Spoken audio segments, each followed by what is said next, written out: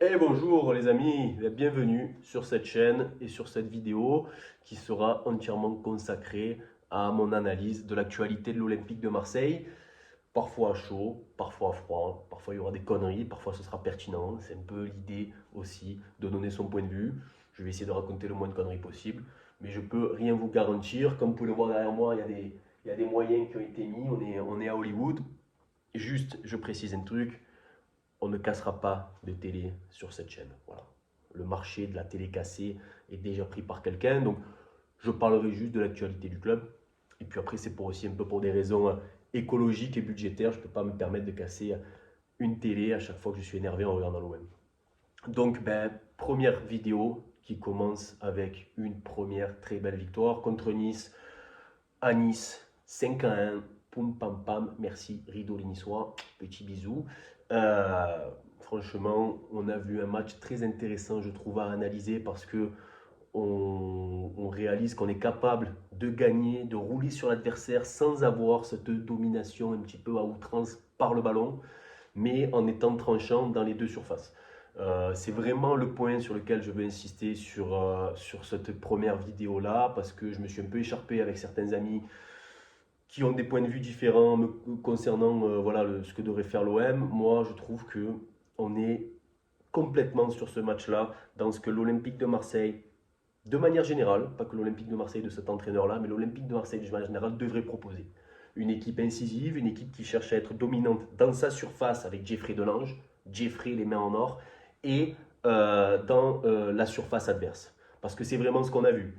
Parce qu'on a presque l'impression de ne pas avoir eu le ballon, alors qu'on en a mis 5 et que finalement tu as eu le ballon et tu as utilisé le ballon de la meilleure des manières dans les deux surfaces. Et je pense que pour moi, c'est vraiment sur ça que l'Olympique de Marseille devrait se concentrer euh, et essayer d'être le plus performant possible.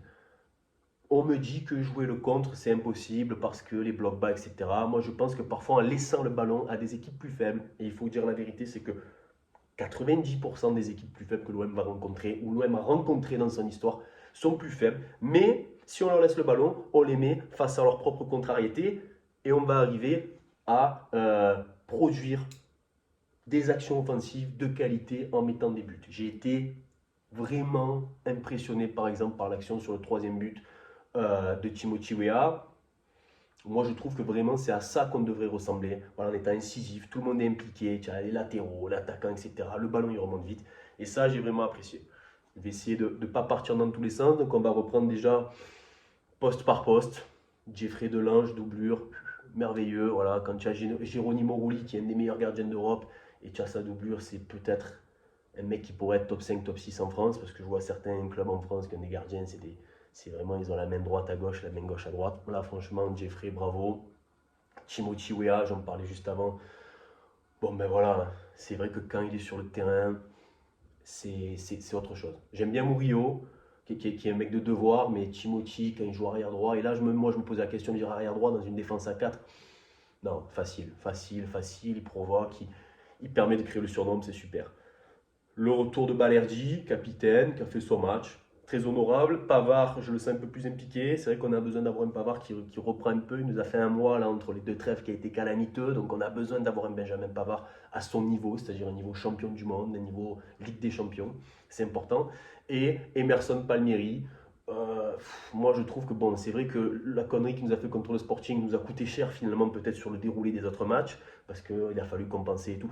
Mais finalement, pour moi, c'est pour le prix en plus qu'il a été payé, c'est vraiment top.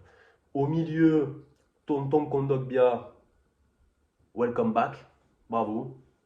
Franchement, ben voilà, je crois que la dernière fois qu'on l'avait vu, c'était le match de Madrid, enfin en pleine possession de ses moyens. Là, il nous fait ça. Enfin, moi, je pense que ce mec, dans un 4-3-3, dans un 4-2-3, il peut vraiment, vraiment nous apporter à l'impact. Il a des qualités techniques pour ressortir le ballon.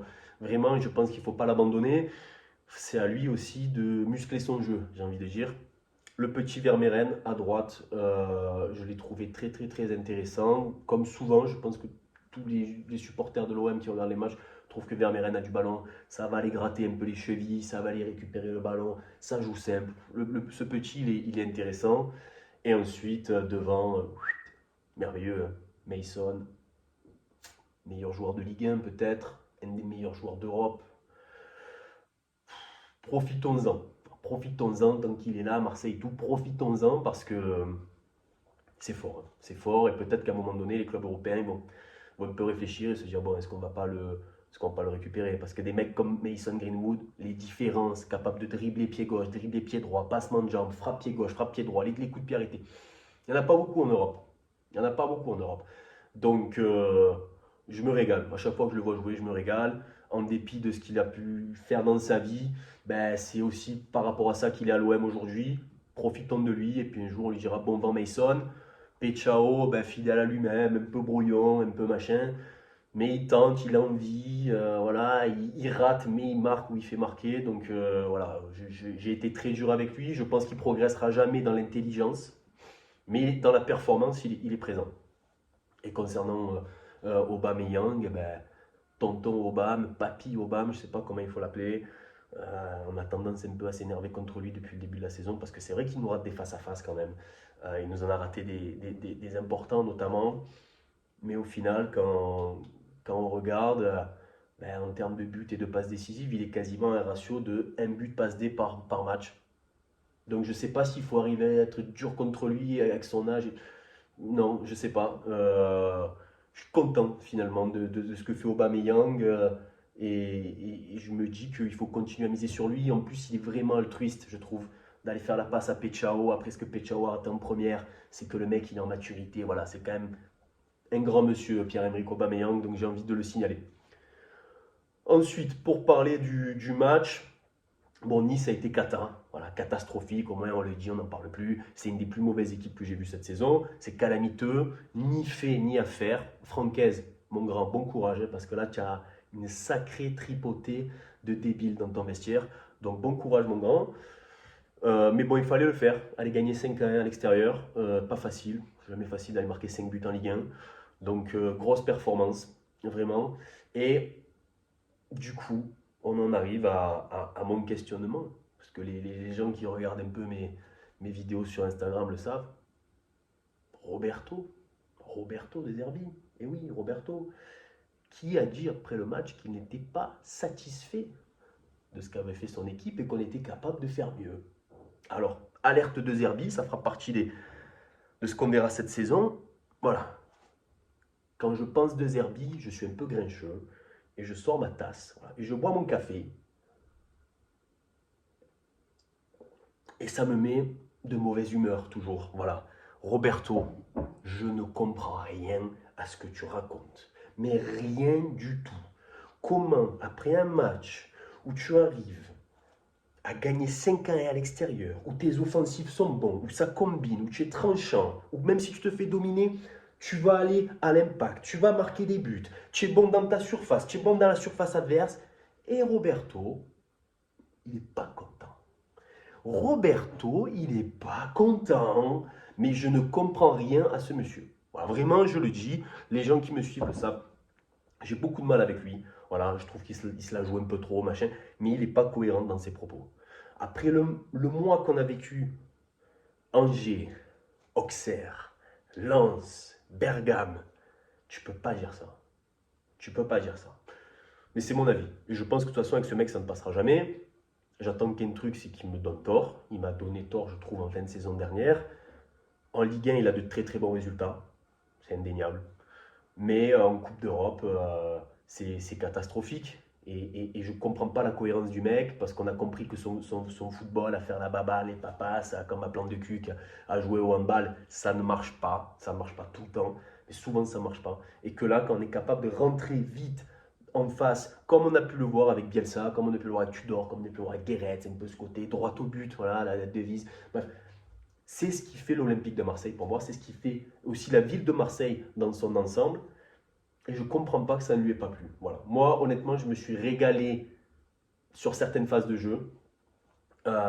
Et je trouve que le fait de ne pas toujours avoir le ballon, alors que je pense qu'on a une possession qui est quand même assez haute sur la rencontre, mais qui est moins haute que ce qu'on peut connaître à l'accoutumée avec De Zerbi. Mais je trouve que justement, le fait d'avoir moins le ballon, ça nous permet de partir et d'aller sanctionner l'adversaire. Et ça, on ne peut pas le nier parce qu'on l'avait vu sur le match de l'Ajax Amsterdam, on l'a vu sur la contre-attaque aussi, comme fait contre le Real où on ouvre le score.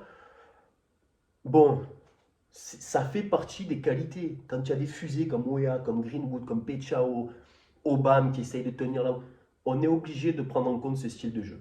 C'est mon avis, pas l'avis de Roberto. En tout cas, les matchs les plus plaisants, c'est ceux où on a joué un peu en contre. Et je pense qu'il faudrait exploiter cette idée-là.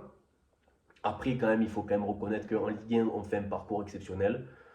Vraiment de très haute facture. On est un solide deuxième. Lens qui nous colle quand même. Mais bon, on est vraiment à distance du PSG, enfin à courte distance du PSG. On est en train de mettre par contre une vraie distance à Strasbourg, à Rennes, à Monaco. Je ne sais pas trop qui nous suit. Mais après 13 journées, avoir déjà 6 ou 7 points d'avance sur le quatrième, le cinquième, ça nous est rarement arrivé. Donc on sent quand même que l'OM, il faut le reconnaître parce que je suis dur, l'OM a passé un step. Voilà, l'OM a passé un step dans cette Ligue 1 en étant plus conquérant. Et c'est ce qui devrait être normal dans l'histoire de notre club. On ne devrait même pas se poser la question de est-ce qu'on va être deuxième ou troisième. Ça devrait être dans le cahier des charges. Tous les ans, on est deuxième ou troisième. Et c'est ce qu'on va, je pense, arriver à faire cette année. Donc c'est top. Maintenant, il faut préparer la Coupe d'Europe. Dans 2 jours, on joue Newcastle. J'ai un peu peur. Voilà, Newcastle qui a battu City hier. C'est un club de première ligue. Il y a du Joelinton au milieu, du Tonali, du Bruno Guimaraes, l'Allemand là qui ressemble à Rudy Voller. Enfin bref, je ne sais pas trop quoi en penser de ce match. Ce que je sais, c'est que si on ne gagne pas, même pas si on perd, si on ne gagne pas, terminé, fini. Voilà, il pourrait y avoir un miracle contre Liverpool parce qu'ils sont à l'agonie aussi, Liverpool, mais ça ferait quand même une victoire en 5 matchs. C'est quand même compliqué pour ensuite se qualifier en 16e de finale. Mais bon, on ne sait jamais. C'est un peu aussi ça la magie de l'OM, du Vélodrome, c'est qu'on arrive à retourner des situations. Mais ce que je préférais, c'est que dès ce mardi contre Newcastle, on la rentre dedans et qu'on montre aussi à toute l'Europe qu'on est capable de rentrer dans une équipe de première ligue. Voilà, qu'on est capable d'aller à l'impact, qu'on est capable de les faire souffrir. Et ça va conditionner tout le reste de la saison. Parce que je suis persuadé que si tu bats Newcastle cette semaine là qui arrive, tu finis bien l'année et tu es probablement aussi européen au printemps, ce qui serait quand même normal quand tu es l'OM et que tu vois que l'an dernier tu as Brest, tu as Lille, tu as Monaco, ils auraient mis plein de cul et le CAM Phoenix il serait passé aussi. Ce serait dommage quand même que l'OM soit cette année le premier club français à ne pas passer dans cette phase de poule. On verra. J'ai envie d'être confiant. Et puis de toute façon, on aura l'occasion d'en reparler mardi après le match. Sur ce, les amis, je vous souhaite un bon dimanche et je vous dis allez l'OM.